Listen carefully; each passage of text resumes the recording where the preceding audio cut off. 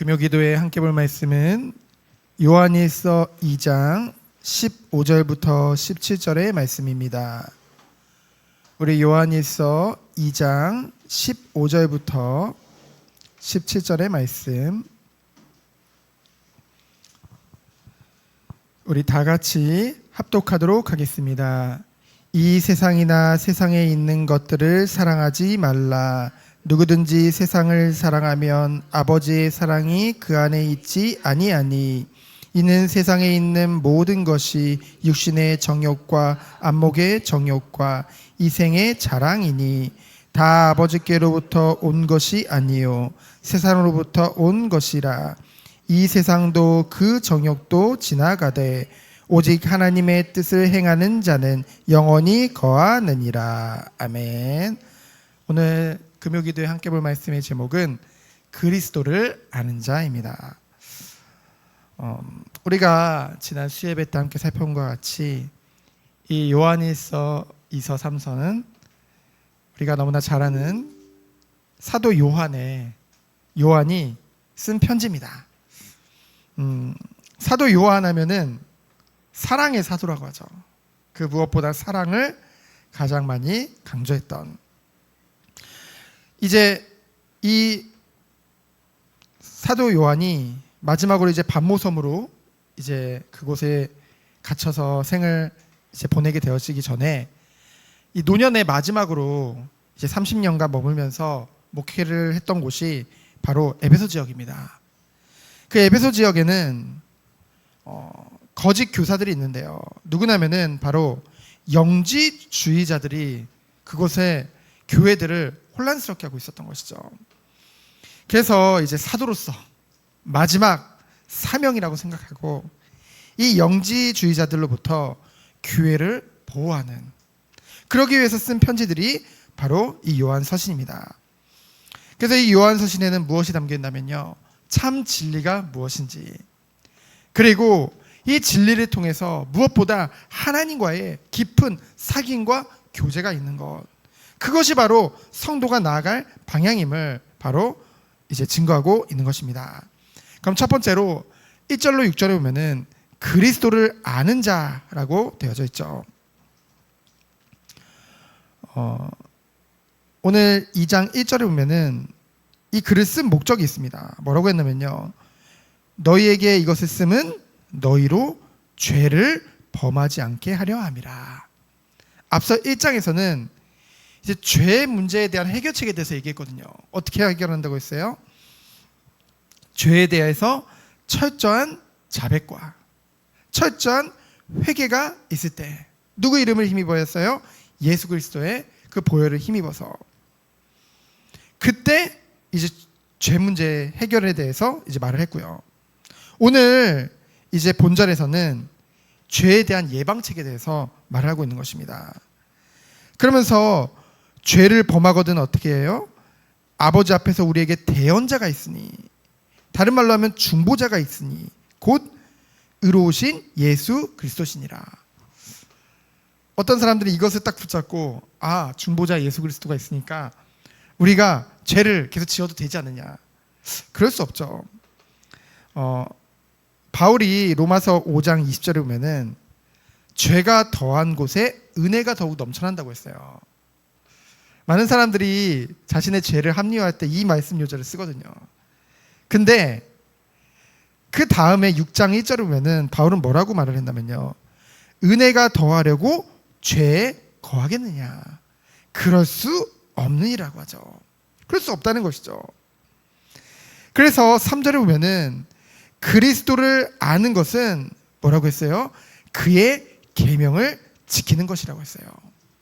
그러면서 4절에 보면은 그리스도를 안다고 하면서 계명을 지키지 않는 것은 그 속에 뭐가 없대요? 진리가 없는 것이라고 했습니다. 그러면서 5절에 보면은 그리스도의 말씀을 지키는 자는 하나님의 사랑이 참으로 그 속에서 온전하게 되었다고 했죠. 바로 하나님의 사랑이 그 속에 온전하게 돼요. 성숙된 성도가 바로 말씀을 지키는 자인 줄 믿습니다.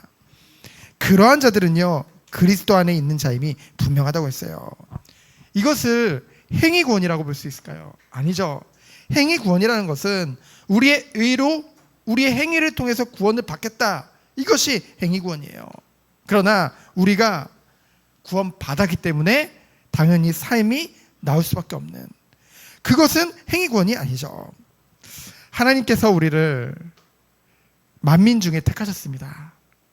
그리스도 안에서 하나님의 영혼이라는 시간표 가운데 우리를 구원 주시기로 예정하셨죠. 그것을 에베소서 1장에 보면 바울은 창세전이라고 표현을 했습니다. 이 창세전이라는 것은 하나님의 영혼이라는 시간표를 말해요.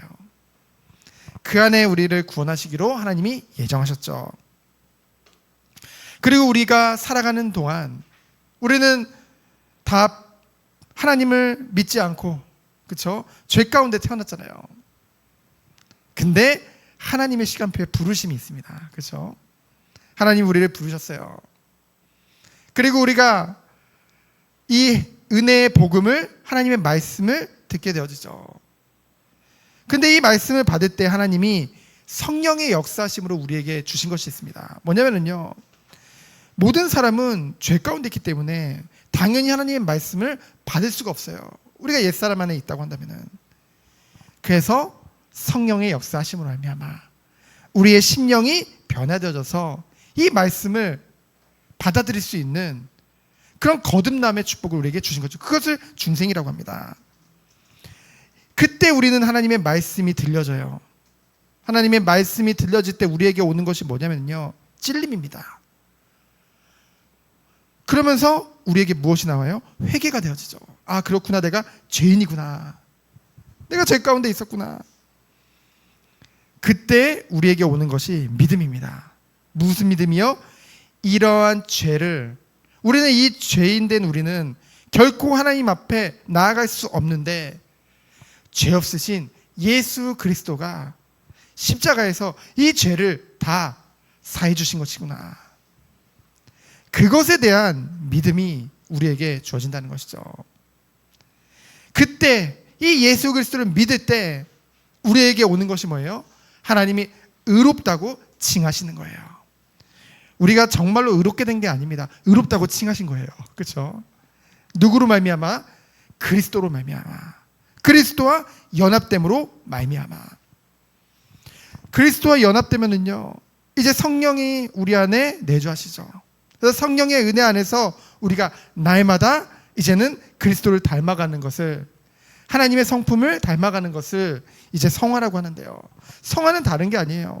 어떤 사람들은 성화라고 하니까 내가 이제 하나님의 은혜 깨달았으니까 내가 바르게 살고 내가 멋지게 살아야지, 이것 또한 내 의지로 되는 게 아닙니다. 성화는 어떻게 되냐면요, 와, 정말 하나님의 말씀을 들으면 들을수록, 이 하나님 앞에 서면 설수록 나는 정말 아니구나, 그게 계속 깨달아져요. 그래서 결국은 결론으로 무슨 고백이 나오냐면요, 바울과 같이 오호라 나는 공고한 사람이로구나. 이러면서 우리가 조금씩 변화되어져 가는 것입니다. 끊임없이 자백하고 끊임없이 회개하면서 더욱더 주님 앞으로 나아가는 것이죠. 그렇구나, 내가 정말 비참한 죄인이구나. 나는 죄의 본성 가운데 내가 정말로 하나님의 주님을 따를 수 없는 그런 상태구나. 그것이 인정될 때 더욱더 말씀을 향한, 하나님의 은혜를 향한 그 갈망이 더욱더 커진다는 것이죠. 간절함이 더 커진다는 것이죠. 그래서 하나님의 완전하신 구원의 계획 가운데 있는 자들은 뭐예요? 결코 이 구원에서 떨어질 수 없는 줄 믿습니다. 오히려 계속 갈등하면서 신앙생활을 하는 것 같아요. 그러면 사람들은 그렇죠. 야, 왜 이렇게 확신이 없어? 왜 이렇게 믿음이 없어? 라고 얘기할 수도 있죠. 아니요.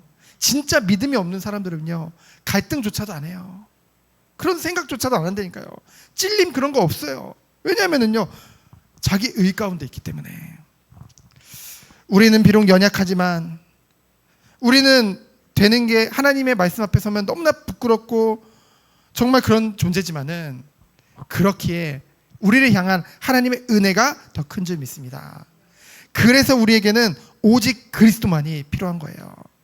우리가 연약하기 때문에 우리는 완전한 그리스도를 오늘도 붙잡으며 나가는 줄 믿습니다.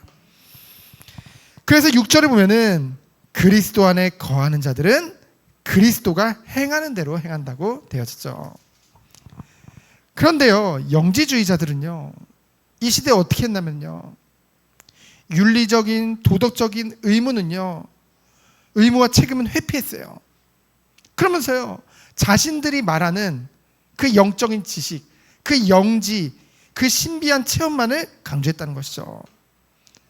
그러면서 자신들이 하나님 안에 거하는 삶을 살고 있다고 주장했어요. 삶은 전혀 아닌데 자신들만 알고 있는 그 영적인 지식 때문에, 그래서 그들만의 영지를 통한 하나님과의 신비한 체험이 없는 자들을 하나님의 안에 거하지 않는 자들이라고, 자신들만 쉽게 말하면 구원받았다고, 그것이 바로 영지주의자들이군요. 이에 대해 사도 요한이 지금 말하고 있는 거예요. 6절에 그의 안에 산다고 하는 자는 그가 행하시는 대로 자기도 행할지니라. 우리 주님이 어땠어요? 우리 주님은요, 성부 하나님께 순종하는 삶을 우리에게 보여주셨습니다. 하나님과 가장 친밀하게 교제하셨던 예수 그리스도의 삶을 보면은요, 오직 순종과 사랑과, 그러면서 세상적으로 도덕적으로 봤을 때도 굉장히 높은 도덕적인 기준을 가지고 계셨죠. 그래서 그분의 삶을 쫓아 사는 자는요, 온전히 하나님과의 교제와 하나님의 그 은혜 안에 거하는 자, 그것이요 바로 참된 은혜를 가진 자인 줄 믿습니다. 그래서 말씀을 들을 때 지식에 머무는 것이 아니라 하나님과의 관계 속에서, 하나님과의 관계 속에서라는 말은 뭐냐면요, 하나님이 무서워서 하나님이 나한테 벌 줄까 봐 하나님의 말씀을 순종하는 것이 아니라 하나님의 우리에게 베풀어 주신 이 복음의 이 놀라운 그리스도의 사랑을 깨달으면 깨달을수록 하나님을 향한 우리의 사랑도 커지고요, 진정 하나님을 경외하는 마음으로 하나님의 말씀을 순종함으로 삶 가운데 변화가 나타날 수밖에 없다는 것이죠. 그것을 말하고 있는 것입니다. 그래서 영지주의자들을 향해 말을 하고 있는 거예요. 너희들이 아무리 영적인 지식이 뛰어나다고 자부한다 할지라도 너희에게 정말로 그리스도 안에 있는 그 생명이 나타나지 않는다고 한다면은 너희들은 진리 가운데 있는 것이 아니다. 이것을 말을 하고 있는 것이죠. 그렇다면은 진리 가운데 있는 자들은 누군가요? 7절로 14절이죠. 바로 새 계명을 지키는 자인 줄 믿습니다.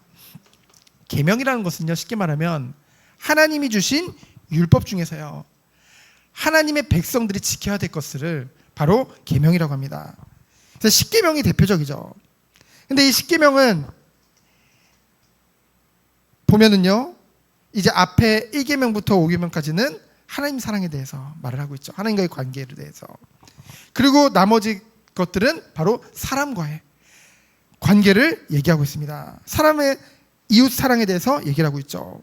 그래서 십계명을 요약하면은 하나님 사랑, 이웃 사랑입니다.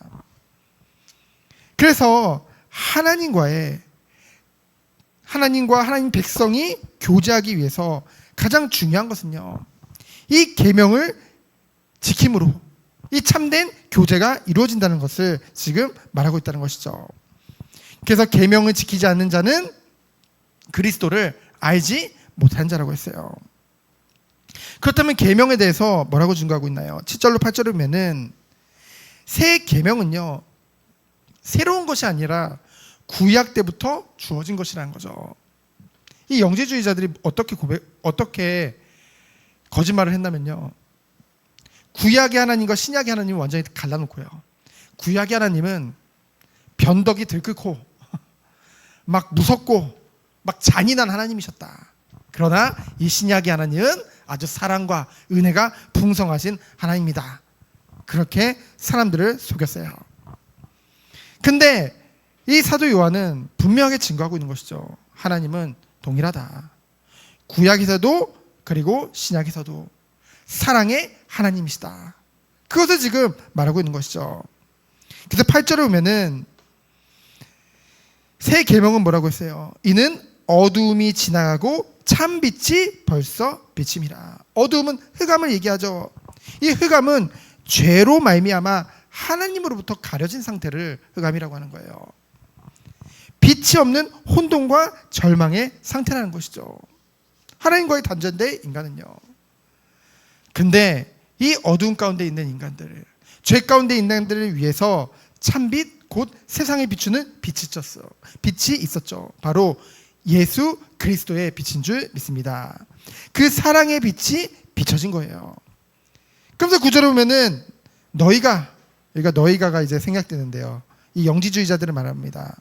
빛 가운데 있다고 하면서 그 형제를 미워하는 자는 지금까지 어둠에 있는 자요. 왜냐하면 이 영지주의자들이요, 무엇을 자랑했냐면요, 자신들은 특별한 빛의 비춤을 받았다고 자랑했어요. 그러면서 그 빛 가운데 있다고 늘 주장했습니다. 그리스도와의 인격적인 만남이 아니라 뭔가 특별한 계시를 받았다, 뭔가 너희들을 모르는 특별한 걸 받았다, 오직 자신들만 그런 영적 지식을 가졌다고 자랑했죠. 교만 가운데 있었어요. 이러한 교만한 모습, 그러면서 영적 우월감을 가지고 있는데요, 그러나 삶을 보면 전혀 도덕적으로 거룩함이 없었다는 것이죠. 그게 바로 영지주의자의 특징입니다. 빛이 있다는 것은 하나님의 거룩한 성품이 나타나야 된다는 것이죠. 요한일서 3장 9절을 제가 읽어드리도록 하겠습니다. 바로 뒷장이니까 한번 보세요. 요한일서 3장 9절. 하나님께로부터 난 자마다 죄를 짓지 아니하나니 이는 하나님의 씨가 그의 속에 거함이요 그도 범죄하지 못하는 것은 하나님께로부터 났음이라.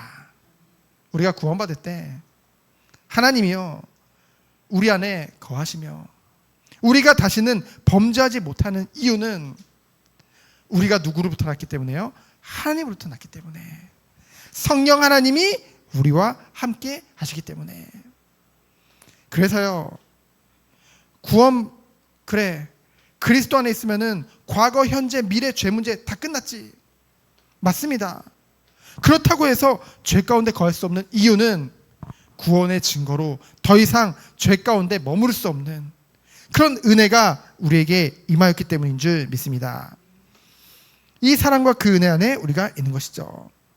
그래서 이것은 남들과 비교했을 때 우월감으로 나타나는 것이 아니라 우리의 삶 가운데 사랑으로 나타나는 줄 믿습니다.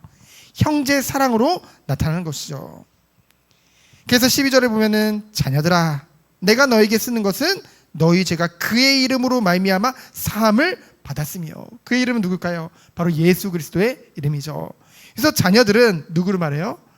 이제 에베소에 있는 소아시아 교회를 향한, 그 성도들을 향한 사도 요한의 외침이죠.